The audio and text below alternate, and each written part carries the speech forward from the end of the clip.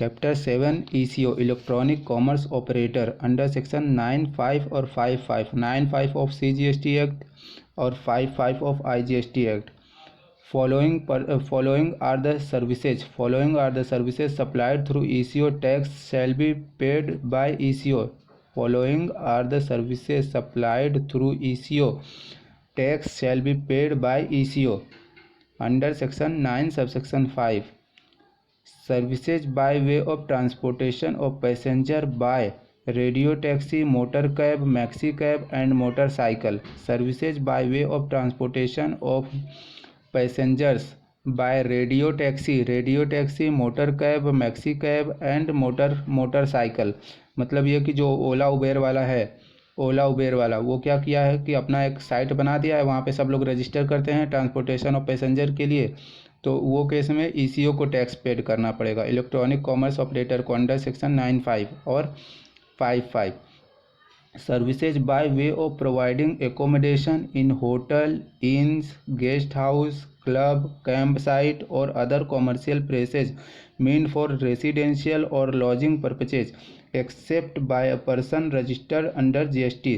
मतलब अगर कोई होटल वाला है, होटल है, इन है, गेस्ट हाउस है, क्लब है, कैंप साइट है, अदर कॉमर्शियल प्लेसेज है, रेसिडेंशियल और लॉजिंग पर्पजेज के लिए मेरा एक घर है, मैंने क्या किया अभी ऑनलाइन मैंने रजिस्टर कर दिया ओयो पे कि ये मेरा घर ओयो पे मैंने रजिस्टर कर दिया, तो मुझे टैक्स नहीं भरना पड़ेगा, ओयो वाले को भरना पड़ेगा, लेकिन मैं अनरजिस्टर होना चाहिए। अगर मैंने GST रजिस्ट्रेशन ले लिया और मैंने घर ओयो पे रजिस्टर कर दिया तो फिर ओयो वाला नहीं पेड करेगा RCM के अंडर, तो फिर मुझे ही पेड करना पड़ेगा GST under forward charge. Services by way of house keeping such as plumbing, carpentering. तो प्लम्बिंग या फिर कारपेंटिंग का क्या है, अगर प्लम्बिंग और कारपेंटिंग ऑनलाइन कोई रजिस्टर करवा दिया तो फिर जिस साइट पे रजिस्टर करा रहा है वो ECO वाले को ही पेमेंट करना है, except where the person supplying through ECO is liable for registration under GST। ECO जो है वो लाइबल फॉर GST रजिस्ट्रेशन होना चाहिए। All the provision of CGST Act shall be applied to ECO as if he is the supplier liable for paying tax. All the provision of CGST Act shall apply to ECO as if he is the supplier liable for paying tax. Supplier of service through ECO, तो कौन liable होगा, अभी हम लोग को देखना है कि कौन लाइबल होगा ECO के केस में। अच्छा, if ECO is located in taxable territory, तो ECO is liable to pay tax. अगर ECO टैक्सेबल टेरिटरी में है तो ECO ही लाइबल होगा to pay tax.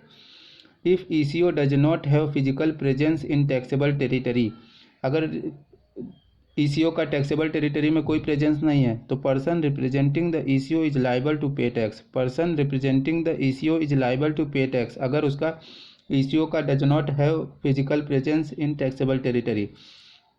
If ECO has neither physical presence nor any representative in taxable territory, तो person appointed by ECO for the purpose of paying tax, अगर उसका कोई फिजिकल प्रेजेंस भी नहीं है और नॉर एनी रिप्रेजेंटेटिव, उसका कोई रिप्रेजेंटेटिव भी नहीं है और फिजिकल प्रेजेंस भी नहीं है इन इंडिया, उसका ना तो कोई फिजिकल प्रेजेंस है ना तो कोई रिप्रेजेंटेटिव है इंडिया में, तो उसको अपॉइंट करना पड़ेगा। Person appointed by the ECO for the purpose of paying tax, तो उसको अपॉइंट करना पड़ेगा और वो टैक्स पे करेगा। फटाफट ECO रिवाइज करता हूँ, छोटा सा है। अंडर सेक्शन 9(5) और 5(5) following are the services supplied through ECO tax shall be paid by ECO, tax paid be shall by ECO, supplied through ECO, मैंने थ्रू ECO किया है तो tax paid by ECO। Services by way of transportation of passengers by radio taxi, motor cab, एक R है 3 M है, radio taxi, motor cab, maxi cab और motorcycle. जैसे कि ओला उबेर वाला जो रजिस्ट्रेशन करा दिया है तो ओला उबेर वाले को टैक्स पेड करना है क्योंकि वो ECO है और अंडर सेक्शन 9(5) उसको पेमेंट करना पड़ेगा। Services by way of providing accommodation in hotels, in guest house, clubs, camp site or other commercial places mean for residential or lodging purposes, तो किसको पेड करना पड़ेगा ECO को, except person register under GST। अगर person register हो गया और वो अपना होटल रजिस्टर करवा रहा है तो जो फिर फिर रहेगा उसको ही रजिस्टर जो है जिसका होटल है उसी को फिर पेमेंट करना पड़ेगा। Services by way of house keeping such as plumbing, carpentering, house keeping के सर्विसेज अगर दे रहा है तो फिर ईसीओ के पेमेंट करना पड़ेगा अगर online. Except where the person supplying through ECO is liable for registration under GST, मतलब वो जो पर्सन प्लम्बरिंग का सर्विस दे रहा है वो अगर लाइबल है रजिस्ट्रेशन के लिए, मतलब उसका टर्नओवर 20 लाख से ज़्यादा जा रहा है तो फिर उसको ही पेमेंट करना पड़ेगा जीएसटी का, फिर ईसीओ नहीं पेमेंट करेगा। All the provision of CGST act shall apply ECO as if he is the supplier liable for paying tax. ऐसा माना जाएगा कि वो खुद ही है और सारा प्रोविज़न उसको लग जाएगा ईसीओ को। अच्छा, अभी देखते हैं कि who is liable for supplying. अगर ईसीओ के केस में कौन लाइबल होगा पेमेंट करने के लिए टैक्स को।